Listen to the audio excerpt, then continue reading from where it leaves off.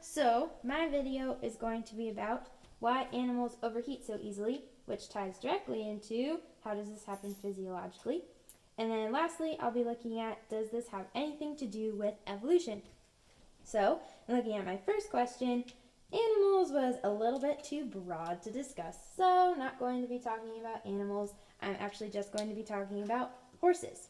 So, in order to answer this overall question, the why do animals overheat so easily, first you have to ask, how is heat regulated in mammals? So, this leads us to something that we talked about a while ago, I think, thermoregulation, which is the ability of an organism to keep its body temperature within certain boundaries despite the surrounding temperatures. So, as we know, there are two subcategories in regards to how animals thermoregulate.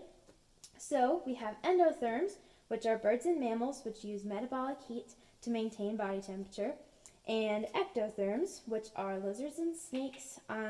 Those are just some examples. And these animals do not use metabolic heat to maintain their body temperature. So it's important to ask, are horses endotherms or ectotherms? And clearly they are endotherms. So now we need to ask, how do endotherms regulate their body temperature? They can do this in a variety of ways through behavioral adaptations, like seeking shade or sunbathing, anything like that. They can also increase heat production through thermogenesis, like muscle activity, or through using brown adipose tissue energy stores / oxidative phosphorylation. They can also control the loss and gain of heat through vasodilation and vasoconstriction, countercurrent heat exchange, and insulation. They also regulate their temperature using evaporative mechanisms here. So evaporation removes heat but causes animals to lose water. So through sweating, glands in the skin release water containing electrolytes or ions, and in panting, animals breathe rapidly and shallowly to increase evaporation from the surfaces of the mouth. So this leads us directly into how do horses experience heat stress / how does this happen physiologically? So here we have our little horse, and the poor guy has met the perfect storm of conditions that can lead to heat stress. He needs to experience fluid and electrolyte loss, high ambient temperatures and high humidity, and exhaustive exercise. And the exercise can be exhaustive due to poor conditioning, health issues, or anything like that. So the process that leads to heat stress is first, the muscles of horses produce vast amounts of heat as the horse is exercising continually. So, as we know, when muscles relax, ATP is converted into ADP and a phosphate, but heat is also released. So that's an exothermic reaction. So muscles just keep building up heat, and left unchecked, this heat buildup continues, and the muscles fatigue as metabolic rates increase and oxygen demands are not met. Moving on to the next step, in order to remove heat, the horse sweats, but the hot weather compromises the effectiveness of sweating, and the horse simply loses electrolytes and becomes dehydrated. In our next stage, the horse will also pant, allowing warmed blood from the skeletal muscles to be cooled in the capillaries of the lungs. And if a horse's respiration rate becomes greater than its heart rate, this is called an inversion, which is a clear sign of heat stress.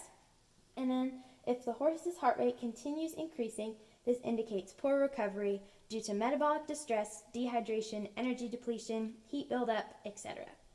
One interesting anatomy side note that I thought was pretty cool is that horses use their intercostal muscles to breathe at rest and at the walk and trot. But the faster they go, and moving into faster gaits like the canter and gallop, they rely more and more on their diaphragm, which I thought was fascinating. So, in looking at this whole process, it's clear that horses can overheat easily if met with the correct conditions. But it's important to note that some breeds are at a higher risk of developing heat stress simply because they are heavier muscled or larger.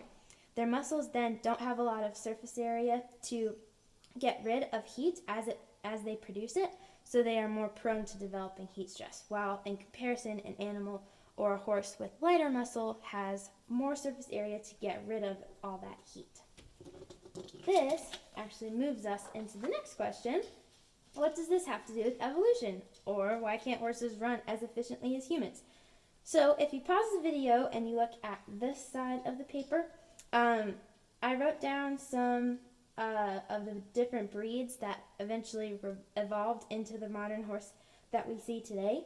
And the biggest things that scientists focus on in regards to the evolution of the horse is the evolution of the hoof, as well as the evolution of their teeth, because those are the two physiological aspects of horses that were extremely pressing in order to change and evolve and be successful in their environment, because the hoof allowed them to eventually run faster and be more efficient movers, and then the development of their modern teeth, of course, allowed them to eat grass more efficiently, and they moved away from eating leaves and other foliage.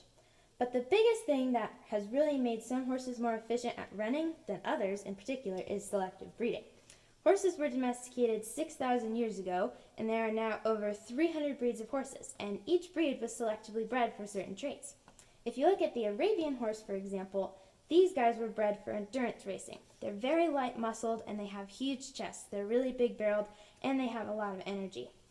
So it's clear that through selective breeding, this has led to the development of unique adaptations that have allowed some horses to be more efficient at running than others. So that's the end of my video. Thank you guys so much for watching. I hope you all are doing well and have a good rest of your day.